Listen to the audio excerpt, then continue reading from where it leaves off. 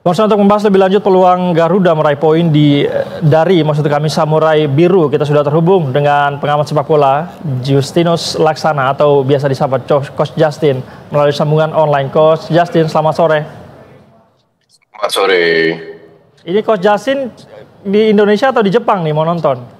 Saya di Indonesia. Oh, di Indonesia. Baik, saya pikir ikut ke Jepang juga menonton. Baik, Coach Justin, bagaimana bisa. Ya. Anda melihat pertandingan ini? Meski tidak menentukan begitu ya, seberapa penting Anda melihat pertandingan ini dulu? Ada dua hal ya. Ini pilihan Patrick Kluivert itu ada dua. Satu, dia ingin meraih full 3 poin dengan bermain dengan full team. Dan kedua, dia bereksperimen dan merotasi beberapa pemain. Sekarang betapa prioritasnya di mana itu kita tidak tahu. Tapi kita bicara realita, Anda tadi sudah sebut bahwa Rizky Ridho cedera, kemungkinan besar Hilgers yang menggantikan. Cuman kita juga memiliki 3 pemain yang sudah mendapatkan kartu kuning, yaitu Itses, Verdong, dan Dix. Kalau mereka mendapatkan kartu kuning lagi, berarti mereka tidak bisa hadir di putaran keempat. Dan itu jauh lebih penting daripada match ini. Maka dari itu saya harap ketiga pemain ini dirotasi saja. Memberikan kesempatan kepada pemain lain. Karena 3 pemain yang sudah mendapatkan kartu kuning ini perannya sangat penting untuk putaran keempat. Jadi saya tidak tahu apakah pilihan mana yang diambil oleh Patrick Kluivert. Kalau seandainya 3 pemain ini atau 1-2 dari 3 pemain ini bermain, semoga nggak 90 menit lah. Karena kartu kuning itu bisa juga dengan hal yang sepele terjadi. Dan semoga itu tidak terjadi pada malam ini. Oke, kita membicarakan pemain-pemain, Coach. Kalau tadi sebelumnya saya sudah membaca beberapa pemain yang kemungkinan akan diturunkan oleh Patrick Kluivert. Ini seperti apa Anda melihat kekuatan kita akan melawan Jepang nanti ini? Ya, saya rasa tidak jauh berbeda ya. Kalau kita melihat membandingkan dengan 3 match yang sudah kita lakukan, progres itu sudah jelas-jelas nyata, bukan hanya dari skor, tapi dari sisi permainan, dari sisi variasi menyerang, dari sisi membagi tenaga selama 90 menit kita bisa tampil optimal tanpa harus bertahan untuk mempertahankan 1-0 pada saat lawan China, benar-benar menyerang bahkan mendapatkan jauh lebih banyak peluang. China hanya 1,5 peluang mungkin. Dan saya rasa yang harus dilihat ini adalah mental dan konsistensi. Konsistensi itulah membuat sebuah tim sukses atau tidak. Jadi jangan menjadi kebetulan karena penalti kita bisa lolos. Kita harus menunjukkan lawan Jepang konsistensi ini ada, bahwa lawan China bermain bagus dan menang itu, dan begitu pula juga lawan Bahrain itu bukan sebuah kebetulan, tapi hasil dari proses oleh Patrick Kluivert dan kawan-kawan. Itu hasilnya benar-benar nyata. Jadi match ini harus benar-benar dimanfaatkan oleh pemain, terutama pemain yang pertama kali diberi kesempatan dengan tidak hadirnya beberapa pemain inti. Pemain yang diberi kesempatan harus menunjukkan. Kemarin lawan China kita sudah melihat Beckham diberi kesempatan beberapa menit tampil luar biasa, Kambuaya jadi starter, Egy jadi starter, Rizky Ridho sudah saya anggap selevel dengan pemain diaspora. Nah, nanti dengan tidak hadirnya Rizky Ridho, dengan beberapa pemain kena kartu kuning, pasti ada beberapa pemain yang diberi kesempatan untuk pertama kalinya. Nah, pemain-pemain tersebut harus bisa memanfaatkan. Karena kita nanti di putaran keempat, mungkin kita butuh mereka. Itu masih di bulan Oktober, pertengahan Oktober. Kita nggak tahu apa yang terjadi dengan pemain-pemain inti. Bisa saja pemain yang inti cedera atau tidak bisa hadir, sehingga pemain yang pelapisnya akan bermain. Nah, inilah peluang untuk mereka membuktikan bahwa mereka layak masuk ke timnas. Coach Justin, tadi kalau kita sempat live report dari Osaka begitu, di sana memang kondisi cuaca ini nampaknya kurang bersahabat, Coach. Apakah ini akan menjadi salah satu faktor mempengaruhi penampilan tim kita nanti? Yang dimaksud kurang bersahabat adalah hujan, dingin, atau apa? Hujan katanya di Osaka saat ini. Hujan saya rasa nggak masalah. Yang kurang bersahabat untuk saya itu kelembapan 80%, 85%. Itu untuk pemain kita kurang bersahabat. Tapi kalau Anda bicara hujan, di Eropa di mana para mayoritas dari pemain kita bermain itu sudah biasa sering hujan. Tapi semoga kelembapan tidak tinggi dan tidak terlalu panas. Saya rasa justru mereka lebih nyaman dan enaknya kalau kita bicara hujan, lapangan basah, sirkulasi bola lebih cepat dan itu sesuai dengan permainan kita. Jadi saya tidak melihat itu sebagai hal yang negatif. Jadi harusnya tidak akan memberikan pengaruh apapun, Coach ya. Coach, kalau kita melihat Jepang begitu, di atas kertas ini luar biasa lawan kita. Tapi kalau Anda melihat peluang kita seperti apa nanti malam? Saya rasa cukup besar karena semenjak Jepang lolos, mereka bermain 2 match, dua-dua nggak menang. Sekali seri lawan Saudi dan sekali kalah dan mereka tidak memanggil 7 pemain inti. Artinya ada beberapa pemain pelapis. Bahkan lawan Australia kemarin pemain inti seperti Kubo itu nggak dimainkan. Jadi saya rasa Jepang tidak mau mengambil risiko. Mereka juga takut cedera kalau mereka bermain keras. Berdasarkan match lawan Saudi dan lawan Australia, mereka bermain dengan gigi satu. Jadi kalau kita lebih ngegas, definitely kita punya peluang. Asumsi kita nggak usah menang, dapat seri aja itu sudah pencapaian yang luar biasa.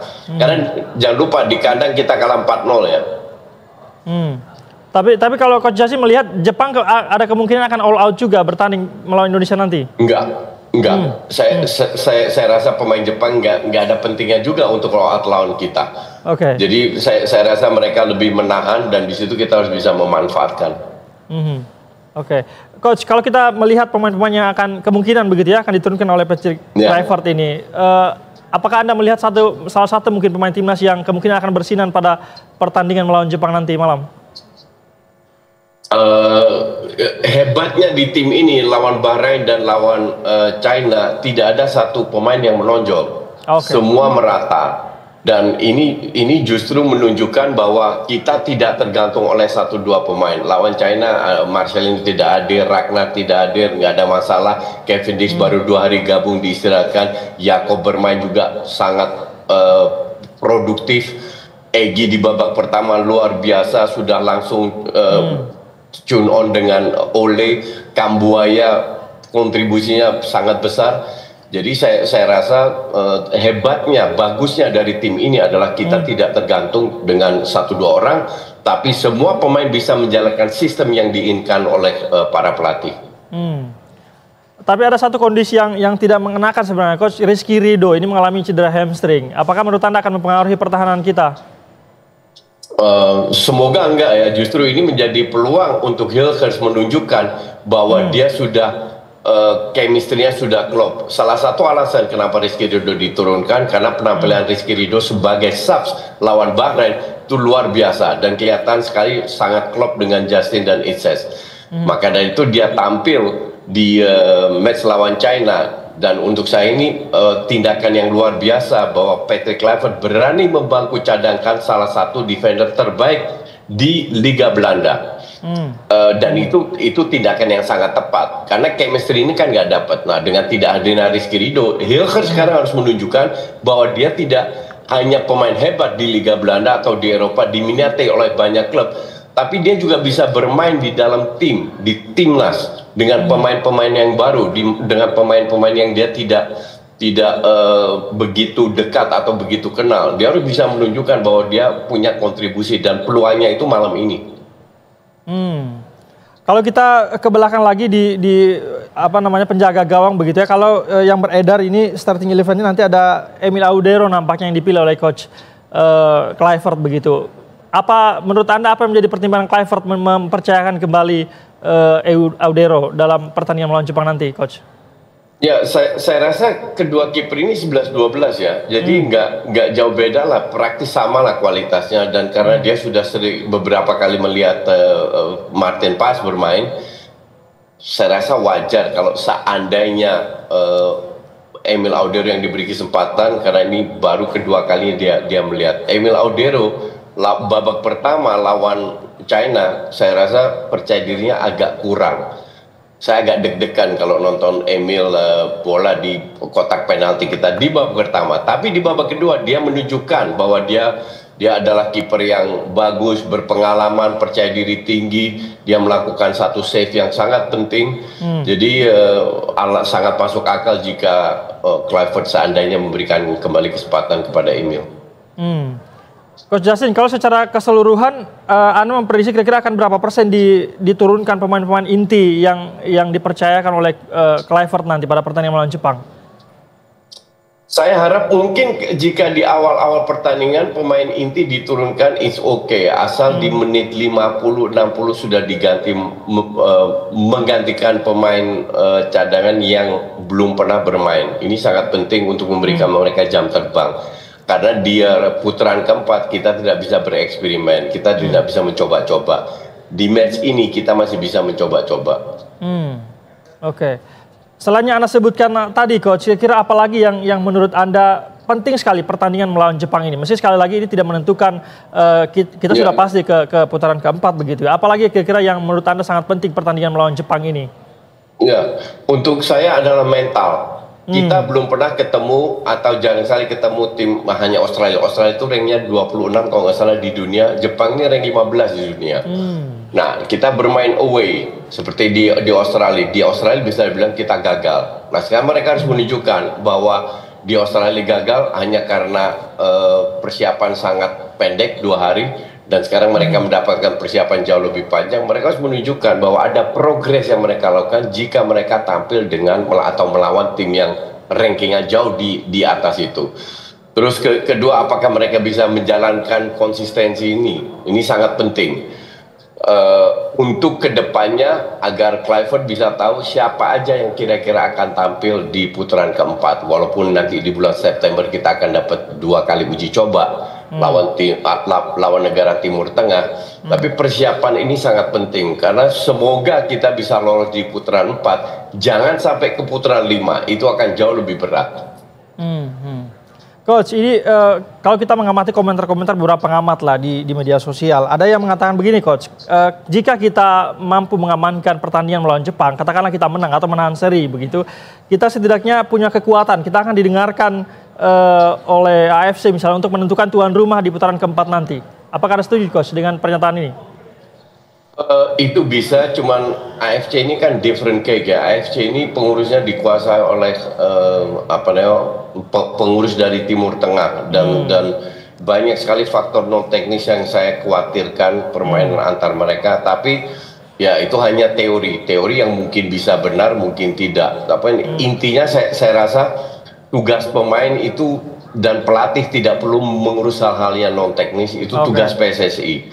Dan saya juga dapat masukan dari PSSI bahwa kita akan mengajukan diri sebagai tuan rumah karena di website AFC maupun FIFA masih belum ditunjuk siapa yang menjadi tuan rumah, jadi mungkin aja bisa berubah.